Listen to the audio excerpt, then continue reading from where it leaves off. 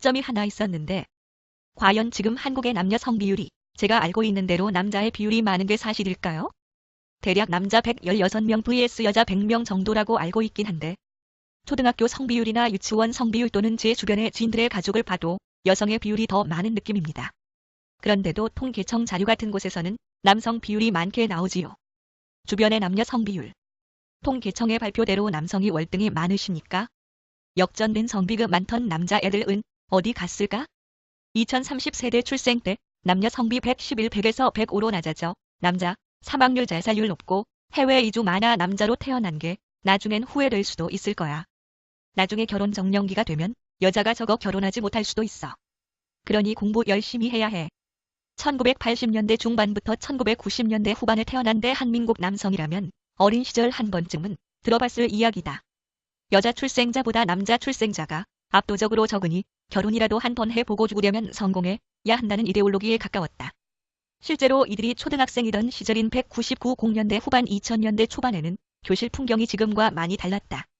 보통은 여학생과 남학생이 한 책상을 쓰는데 여학생이 모자라니 남학생 둘이 한 책상을 쓰는 일이 비일비재했던 것 20여 년이 흘러 그들은 2030 세대가 됐다. 여전히 남자들은 성공하지 못하면 결혼하지 못하는 상황이 계속되고 있을까? 아니다. 여성이 모자라 결혼을 못한다는 이야기는 쏙 들어갔다. 이 세대의 남녀 인구 차이가 출생 당시보다 크게 줄어들었기 때문. 특히 서울에선 이 세대의 남성보다 여성이 많다. 성비가 역전된 것이다. 그 많던 남자애들은 다 어디로 갔을까? 청소년기의 남성 사망자 많다. 대한민국의 출생 당시 남녀 성비는 통상 105, 100 정도다. 하지만 1980년대 중반 1990년대 중반의 출생 성비는 110, 100을 웃돌았다.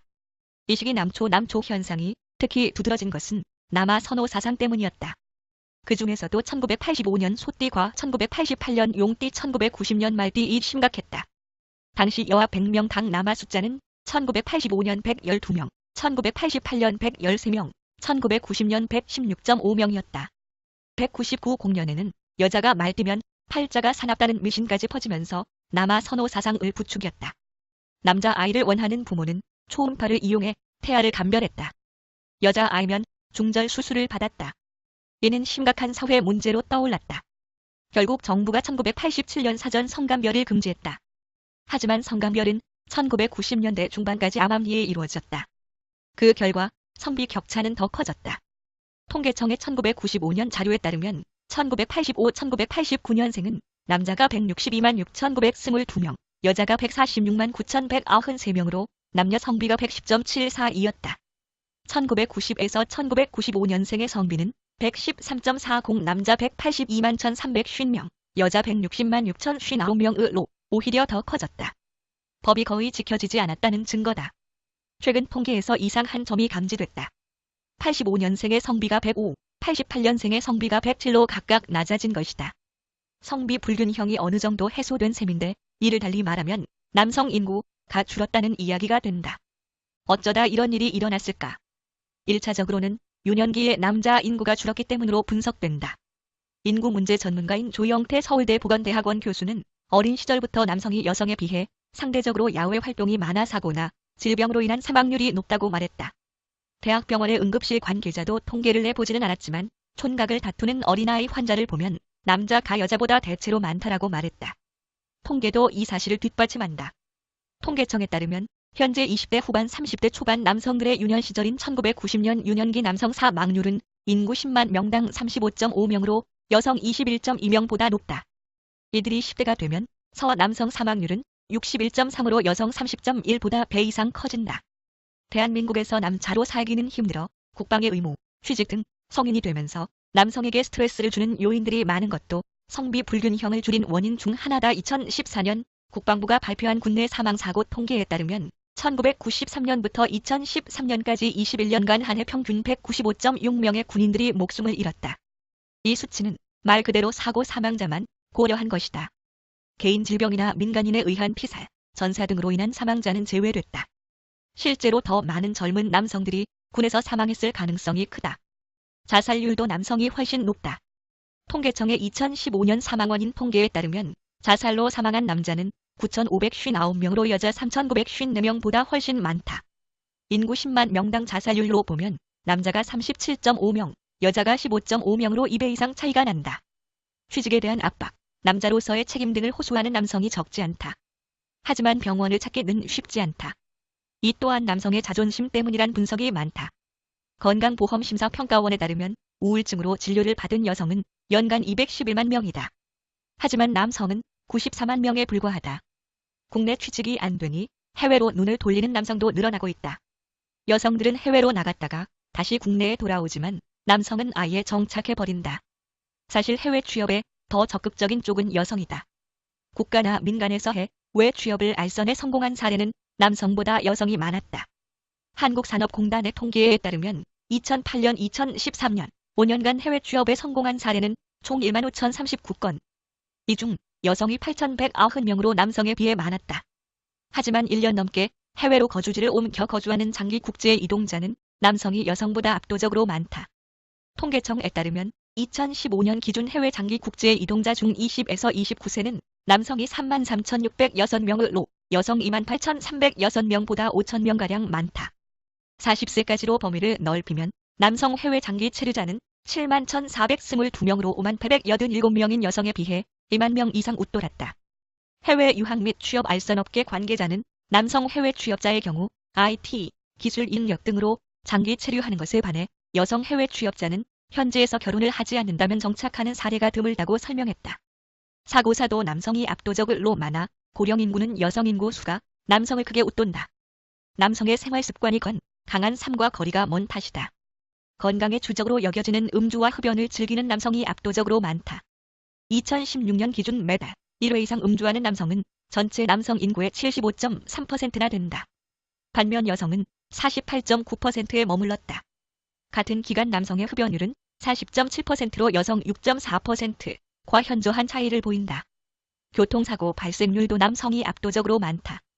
전체 교통사고 중 남성 운전자가 낸 사고의 비율은 71%로 여성 운전자의 사고 비율의 3배가 넘는다. 이에 대해 남성이 여성보다 운전을 많이 하기 때문에 당연한 결과라는 분석도 있다. 이는 사실과 다르다.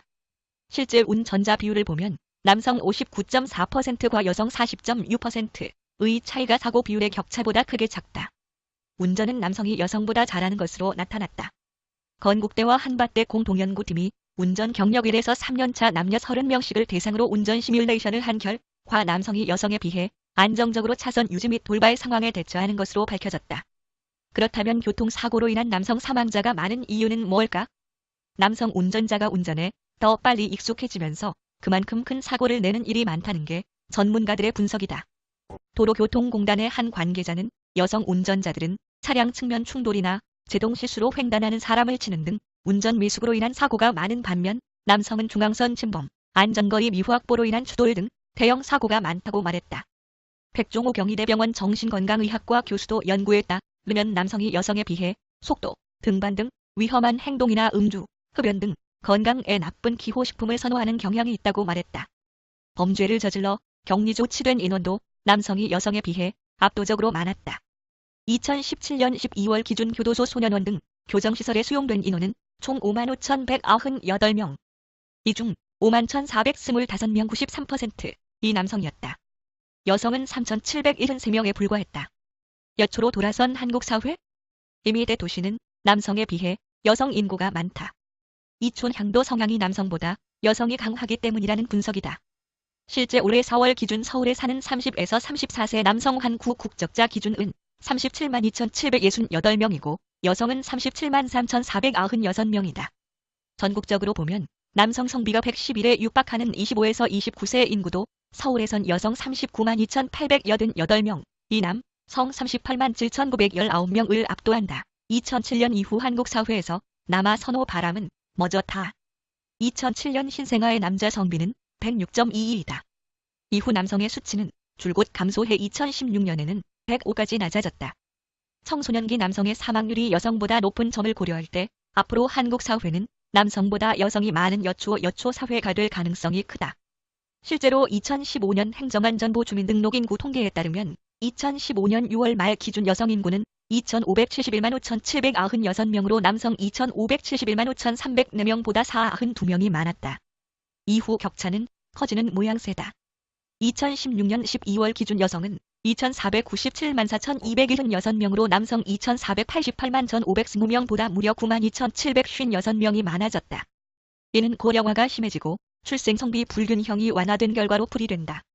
일반적으로 노인 인구 비중이 높은 사회는 여초 인구 구조를 갖게 된다.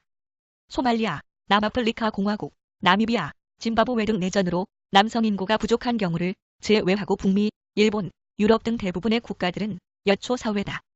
특히 고령 인구가 많은 프랑스와 이탈리아는 남자의 성비가 95를 넘지 못한다. 초고령 국가로 접어들고 있는 일본의 경우엔 90 미만이다. 한국도 이 같은 추세를 밟을 가능성이 크다. 특히 20에서 30년 뒤에는 결혼 정년기 남녀 비율이 역전될 가능성을 배제할 수 없다. 실제로 현재 30대 후반 미혼 인구는 이미 여성에 비해 남성이 모자란다. 주민등록 통계에 따르면 2016년 기준 35에서 39세 여성 인구가 158만 9,284명으로 남성에 비해 19,364명이 많다. 여초 현상이 두드러진 서울에선 해당 연령대의 미혼 여성 33만 9,502명, 이 남성에 비해 25,795명이 많았다. 이 기사는 주간동아 1138호에 실린 기사입니다.